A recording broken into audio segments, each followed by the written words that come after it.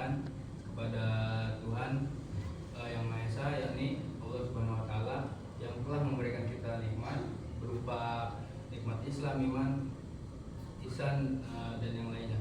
Tidak lupa pula kita panjatkan sholawat serta salam kepada Nabi besar kita, yakni Nabi Muhammad Sallallahu Alaihi Wasallam, telah membawa kita dari dalam kegelapan juga dalam terang benderang. Mungkin langsung saja ya. Saya di sini kenal dulu kali ya. Sebelumnya udah ada yang kenal belum? Aku pribadi udah ada yang kenal belum? Udah ya. Dari latar belakang segala macam udah tahu ya. Aku di sini sebagai mahasiswa UIN SMA Banten, sedang ada tugas akhir semester, yaitu untuk mengerjakan ceramah di masyarakat atau di inilah pokoknya kayak di masyarakat begitu. Di sini mungkin aku juga nggak panjang lebar ya, cuma mau menerangkan sedikit apa itu takdir. Sebelumnya ada yang tahu nggak teman-teman apa itu takdir? Atau semacamnya, ada yang tahu nggak? Nggak ya?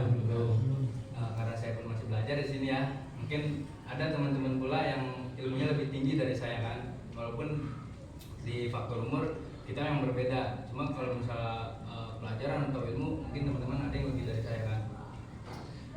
Jadi menurut saya pribadi takdir itu ada dua. Ada yang tahu nggak kenapa ada dua dan apa aja? Ada nggak?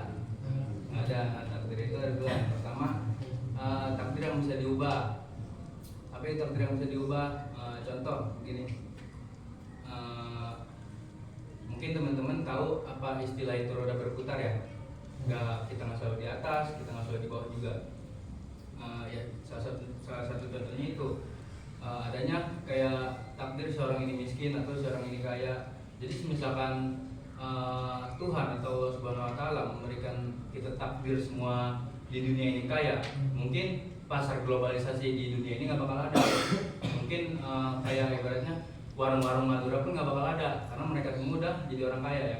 Begitupun ketika kita semua ditakdirkan miskin, otomatis kriminalisasi di Indonesia mungkin mangkrak banyak pula ya.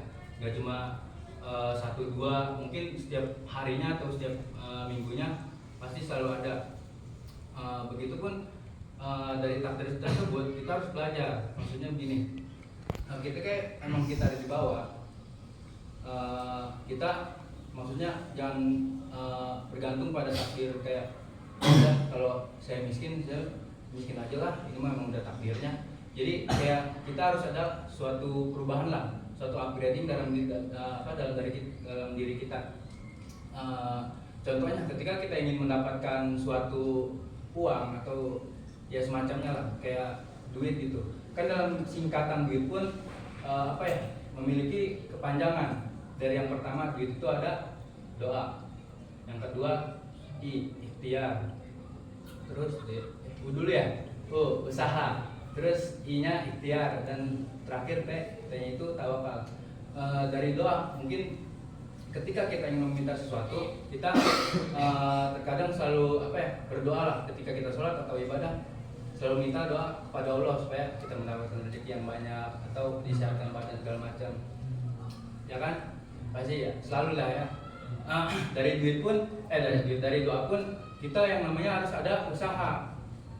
Nggak bisa maksudnya kita setiap hari berdoa tapi kita nggak ada usaha. Itu bisa yang disebutkan kategori doktrin agama.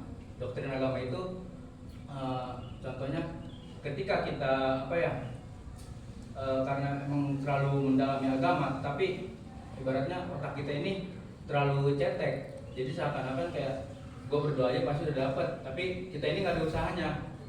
Malah di dalam buku itu, kalau kalian memang penasaran, ada dari Karma itu menyatakan bahwasanya agama itu candu bagi masyarakat. Kenapa Karma berkata seperti itu? Yang tadi saya bilang tadi itu terlalunya banyak mayoritas orang yang beragama ini, dia terlalu mengandalkan kepada doa tapi tidak ada usahanya. begitupun dengan ikhtiar dan tawakalnya, harus istiqomah terhadap Allah. Terus kayak banyaknya ujian, terus mereka apa ya, kayak putus asa. Itu salah satu contoh doktrin agama. Begitupun ya, mungkin dari apa ya, ini mah disclaimer ya, bukan berarti aku di sini buat menjelekkan suatu apa ya, yayasan, tapi supaya kita ini dari diri kita nih, apalagi kalian yang masih sekolah itu udah ada pemikiran kayak kritis untuk mengkritik sesuatu yang menurut kalian janggal nih, kayak yang sekarang ya banyak di maraknya kasus kan, kayak di pemerintahan atau di mana. Itu seharusnya kita kayak lebih kritis terhadap banyaknya isu-isu ya. Bukan berarti yang balik lagi tadi ya itu mau ada takdir kali bensin harga itu kan nggak mungkin juga teman-teman ketika keluar dari pondok, ketika baratnya berpulangan melihat harga bensin mahal, melihat kayak minyak pada naik, semua ibaratnya kayak alat-alat produksi di Indonesia ini pada naik, bukan berarti teman-teman ini nggak bisa mengkritisi. Jadi apa gunanya kayak dari takdir tersebut ya, supaya manusia ini ada pola berpikirnya. Makanya kenapa ada takdir yang bisa diubah dan takdir yang tidak bisa diubah. Salah satunya itu tadi contoh. Mungkin yang kedua ada contoh takdir yang gak bisa diubah ya, yaitu teman-teman sendiri mungkin udah pada tahu kayak contoh kayak apa ya, kayak mulut lagi, alat-alat vital kita nih. Kita misalnya mau berubah jadi perempuan, itu kan mungkin di sebagian rumah sakit bisa ya, kayak misalnya kayak kita operasi tubuh segala macam bisa. Bahkan dalam agama kita dilarang, malah bisa termasuk itu contoh menzolimi diri sendiri kan. Dan begitu kan seperti apa ya, kayak alam semesta ini masa ya, maksudnya matahari, sedangkan kan matahari itu ya yang kita tahu emang besar, terus kan emang cuma ada satu ya. Tapi kalau kita bentar lagi nih selamanya, udah. Lanjut ke pembahasan tadi ya. Malah di Cina pun itu, kalau ini supaya teman-teman tahu aja ya, kan yang namanya kita di pondok ini ibaratnya jauh dari apa ya, update-update yang ada di negara maupun di luar negeri ya. Jadi di Cina pun itu ibaratnya mereka udah melawan takdir ya. Salah satu contohnya tadi yang mereka udah bisa membuat matahari sendiri, membuat bola anti kiamat, itu udah banyak di Cina, malah udah siap produksi. Mungkin dari banyaknya contoh gak di Cina doang, tapi masih banyak sih contohnya ya. Berhubung emang waktu aku di sini terbatas ya, karena udah mau udah mau sore juga ya, teman-teman juga pada mau mandi ya di sini ya. Udah pada mau siap-siap sholat maghrib juga kan ya. Mungkin kurang lebihnya mohon maaf. Billahi taufiq wal hidayah. Assalamualaikum warahmatullahi wabarakatuh. Waalaikumsalam. Terima kasih ya.